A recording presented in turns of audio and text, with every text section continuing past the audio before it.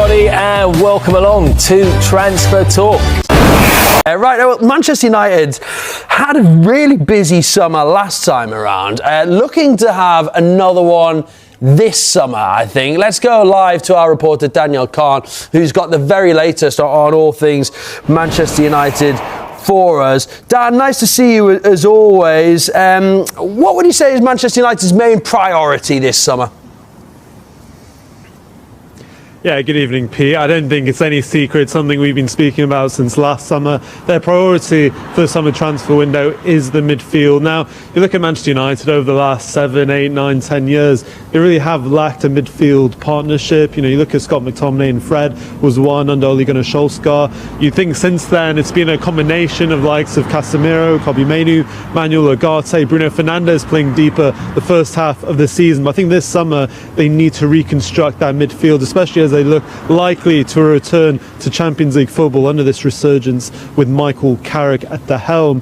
So who are their main targets? Well, I can tell you right now that Carlos Baleba of Brighton is still very high on that list. They were interested in him last summer. We reported in January. They made tentative inquiries around his availability in January. They were told that was very, very unlikely. But this summer could provide that opportunity to look at Baleba again, especially with Casemiro's departure in the summer. Those defensive qualities Casemiro provides is, of course, leaving that team. And Baleba, you wonder whether Manchester United can look to negotiate with Brighton maybe a lower fee than what they would have demanded last summer, with arguably a dip of form this season. Now, he is one player they're looking at as more of a number 6, as a number 8, who I know Alan Verge disagreed with me in the last show, but Elliot Anderson can play both roles. We see him at England and Nottingham Forest. Going between those two, he is again someone Manchester United admire very highly, someone they would see as an ideal number 8 to play with Kobbie Mainoo or another potential arrival. Now, as we understand, Elliot Anderson not really looking to talk about his future or look forward too much just yet. He's in the middle of a relegation fight with Nottingham Forest. He also has a World Cup to look forward to, as he's really cemented a starting 11 place under Thomas Tuchel as well. So that one is maybe one to look at further in the summer transfer window. But we have to talk about Sandro Tonali as well. He is high on Manchester United's list, as I understand it. Whether a move is something they explore in the summer, we will wait and see. As Alan Podge was saying just a bit earlier, all of these clubs have lists and they'll be going down to see what options are viable. What I would say, just to end on people talking about these midfielders, is I think what you notice is all of these players are in the Premier League, and I think we saw last summer Manchester United's strategy change slightly, aiming for established Premier League players. We've seen that be successful with Bryan Mbeumo and Matheus Cunha. I think they'll look to continue that in the summer as well. All right, yeah. Well, if they've got a spare £3 billion for Sandro Tonali, then they can try and have a go. Look, what else are they looking to strengthen? Down the left-hand side, do you think wing maybe?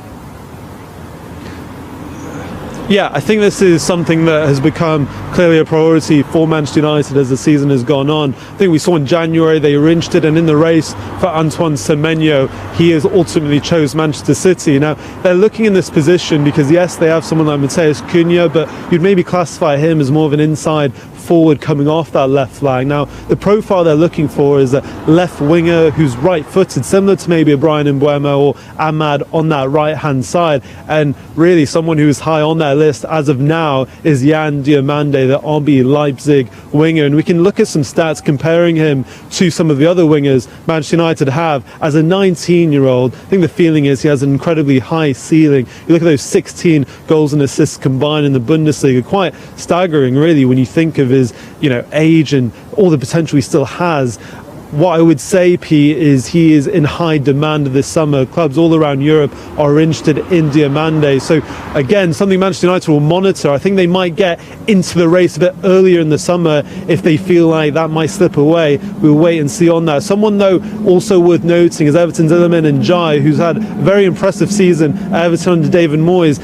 Again, someone that United are monitoring, but how far down that list, I think we have to wait and see, because you'd probably profile him more under a Matheus Cunha type of winger on that left-hand side, whereas really I think they're really looking for a dribbler, a winger to really run at defenders, and I think Njai is maybe slightly different to that type of profile. So we will wait and see. Mentioned a bit earlier, they're looking at left-back. That's something they'll look to explore in the summer as well. All I would say is I think it's going to be a busy summer for Manchester United, Pete, all in all, because they'll be looking to reinforce and rebuild this squad that is really Champions League ready if they do find themselves in that competition next season. Cheers, Dan. It always feels like it's going to be a busy summer at Manchester United every time. It's funny, we're going to talk now about what a good window it was last time for Manchester United, but actually a couple of months ago it didn't look like a good window, but all of a sudden things have turned around. All of a sudden, the new sign has really come to fruition. Will Manchester United will be feeling pretty confident, pretty bullish now going into the summer. They were able to beat a lot of top teams to their targets, get the players in that they wanted, and now they're going into a summer. I mean, last season they were going into the summer having finished an awful league position. This summer they're going in potentially Champions League qualification. Absolutely, yeah, and it will strengthen their hand. I mean, first and foremost, they have to organise what's going to happen with a manager. Is it going to be Mike or is it going to be another? And that will have some strategic value to who they go for. But certainly, the appetite for an agent to take his top player back to Man United in the Champions League will have, definitely more zip to it in terms of them having that qualification, which I think they'll get now. It felt for ages more that Manchester United had no money. That's what we were hearing all the time. There's no money. We need to cut our cloth accordingly. And then they just went out and splurged a load of cash in the summer. Do you feel like they're going to have more money to spend this summer, as particularly if Alan says they qualify for the Champions League? Well, Champions League football is worth a minimum of £80 million. So those teams that are all searching to get into the top five, Aston Villa, Chelsea, Liverpool, Manchester United, that'll make a huge difference to what they can do financially in the summer, and also the attraction of Champions League football, because there will be a number of players in Europe that will say, well, I'm interested in a team in the Premier League, but they have to have Champions League football. That's something that's an absolute must for me. That's non-negotiable. I need to be playing at the top tier of European football, and that's where I'm going to be looking at. So the fact that they can offer that, not only will it help them financially, but also it will be that attraction. I think when you look at Manchester United's business, it was just really effective. 2 Premier League proven players, Mbeumo and Cunha, and then Benjamin Sesko, one of the most highly rated strikers from Europe, have come into the football club. But like you said there, Pete, and this is what is something that I think is really important when you're talking about transfers, is, maybe 3 months ago people would have said, well, have those players had the impact that Manchester United would have hoped for? The answer may have been no. Whereas now you're saying Mbeumo, Cunha, Sesko, they look like brilliant acquisitions. And it goes back to the old question of, well, how long do you have to wait before you judge a new signing? Is it 6 months? Is it 12 months? Is it 3 weeks? Because the transfer often rumour mill fans is will in judge players overdrive very, very as Manchester quickly, United edge closer to what could be a major midfield addition ahead of the new season. The language, settle Reports their families, emerging from multiple understand the sources philosophy, suggest that understand the the Red intensity of the Devils league, are in and advanced suddenly talks to Manchester sign United players Brazilian are midfielder looking like a great window, and they're looking in a often really healthy mistakenly position. referred to as Anderson, in early speculation, in a deal that could significantly reshape Erik ten Hag's squad.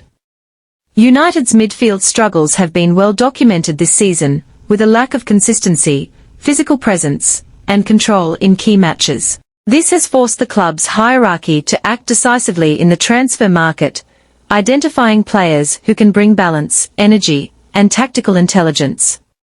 Ederson fits that profile perfectly. Known for his relentless work rate, ball-carrying ability, and defensive awareness, the Atalanta star has quickly become one of the most sought-after midfielders in Europe.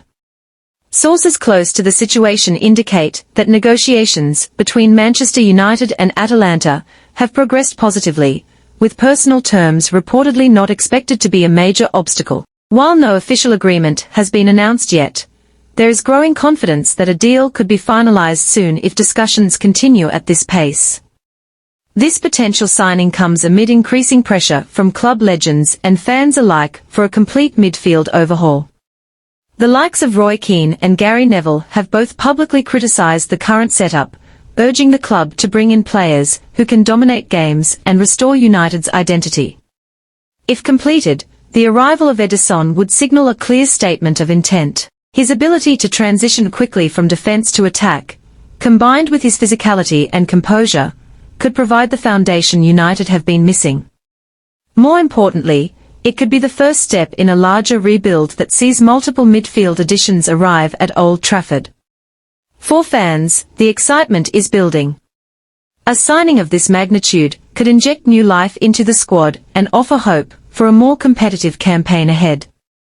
However, until the deal is officially confirmed, caution remains, as transfer negotiations can change rapidly. One thing is certain, Manchester United are moving with intent, and the coming days could prove decisive in shaping their future.